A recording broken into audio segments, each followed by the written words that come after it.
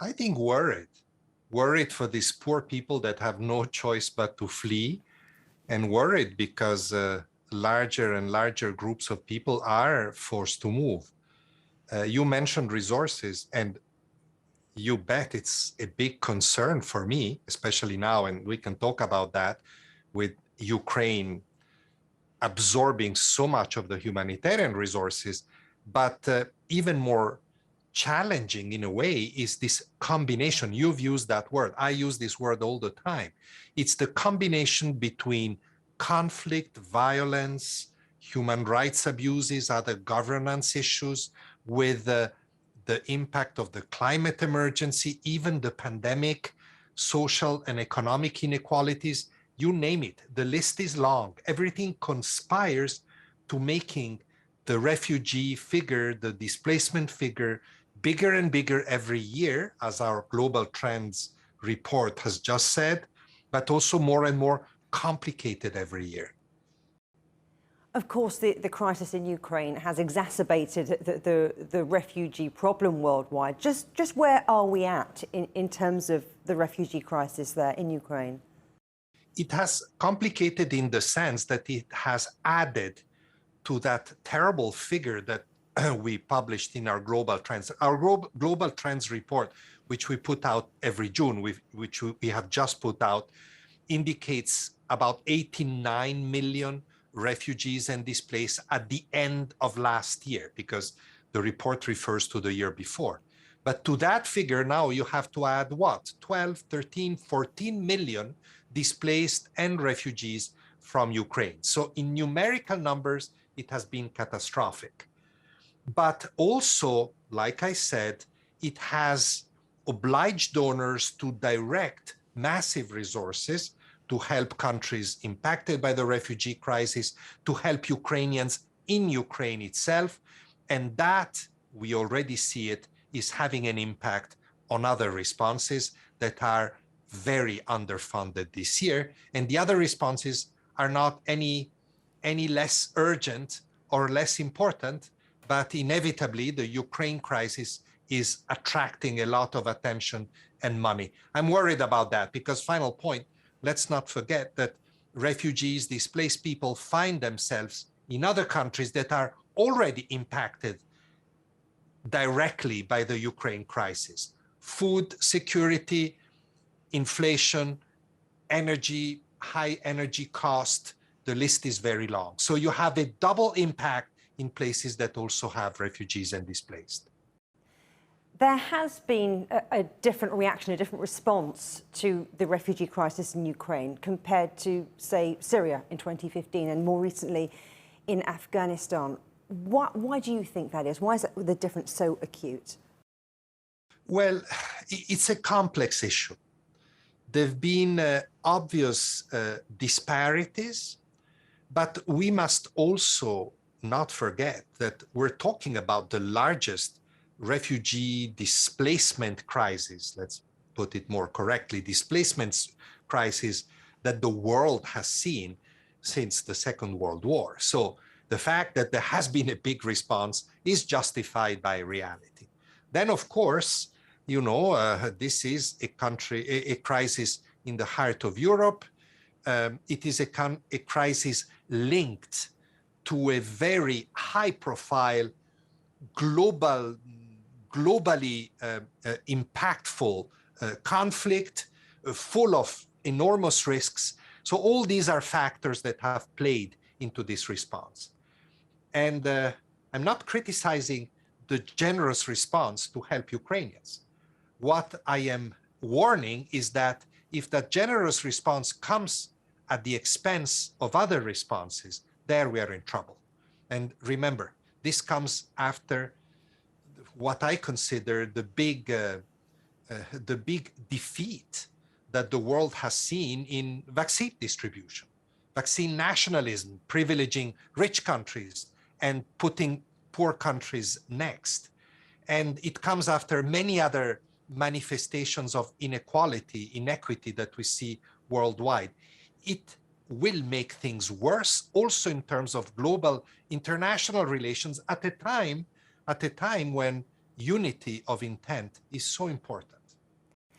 You've said also that what's happening in Ukraine is an eye-opener for many people, that anyone can become a refugee overnight. Any country can become a frontline country as a refugee receiving nation. So do you think that's created a new impetus for humanitarian aid, or is that gap between intentions and actions still too big? There are many aspects to the Ukraine response that are interesting, and we should not be too quick in forgetting that there are also pluses. The extraordinary solidarity that we have seen, it's true. In the first couple of weeks, we saw some very unpleasant and disgraceful episodes of discrimination, but by and large, refugees have been helped, including those that have scattered themselves throughout Europe. Just to give you an example, we have never seen so many private citizens, companies, foundations, non-state donors give us so many resources for this response. And then Europe established what is called a temporary protection regime for those coming from Ukraine that has been a very forward-looking system to absorb many of them, all of them, millions of them in a very short period of time. Now, what I'm telling European states is, why have you been telling me, have you been telling us for years that Europe was full, and all of a sudden you can absorb 5, 6, 7 million people in the space of a few weeks? So it is possible.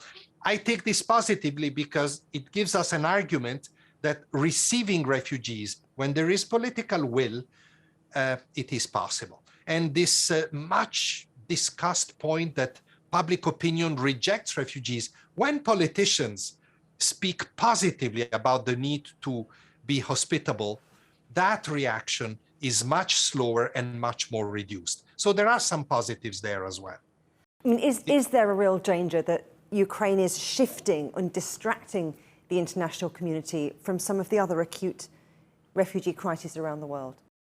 There is a very big danger. Our operations in a dozen countries are at risk of severe underfunding.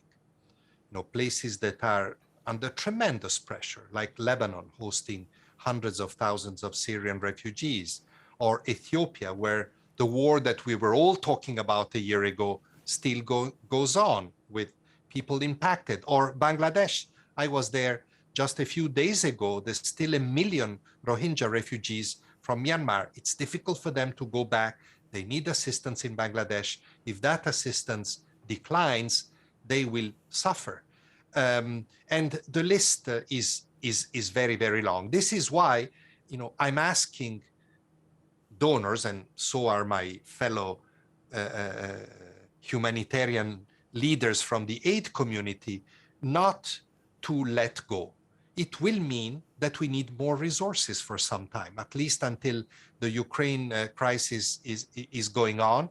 And it also means that we're appealing to all donors throughout the world, not just the more traditional Western donors, but also donors in Asia, donors in the Middle East. It is very, very important that all hands are on deck, because if that doesn't happen, if we don't get resources, we will have to make deep and painful cuts in humanitarian operations at a time when they're most needed.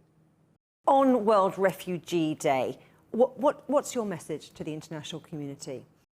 You know what I am doing this year, I have done or I'm going to do on World Refugee Day? I'm going to send a counterintuitive message, something different. I'm going to travel to Côte d'Ivoire in West Africa. This is a country that went for the past 20 years through much trouble. 2 civil wars, more than 300,000 refugees fled the country to neighboring countries, and a very violent conflict. Now, Côte d'Ivoire has resolved most of its problems. It has regained stability and prosperity, and 90% of the refugees have gone back. So I'll go there to celebrate a success, the end of the situation of forced displacement.